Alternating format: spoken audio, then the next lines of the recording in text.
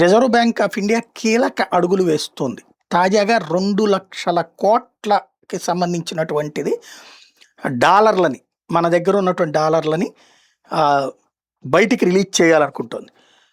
89,000 కోట్ల రూపాయలు ఒకవైపున ఆల్రెడీ ఇప్పటికీ ఖర్చు పెట్టిందని చెప్తున్నారు. టోటల్గా $10 బిలియన్ యూఎస్డి స్వాప్ కిందన ఒకళ్ళ నుంచి ఒకళ్ళకి ఇచ్చుకోవడం తీసుకోవడం కాన్సెప్ట్ కింద చేసుకొచ్చేసింది.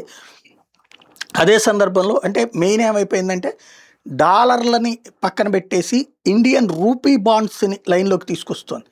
డాలర్ల మీద పెట్టుబడిని తగ్గించేసి ఇప్పటికే బంగారం కొనుగోలు చేసింది.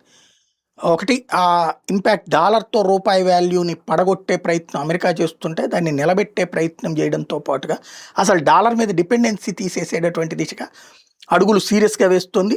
రూపీ బాండ్స్ అనేటటువంటిది రాబోయేటటువంటి రోజుల్లో ఐఎన్ఆర్ బాండ్స్ అనేది ప్రవేశపెట్టబోతోంది. తద్వారా అతిపెద్దదైనటువంటి మార్పుకి రంగం సిద్ధం చేస్తోంది.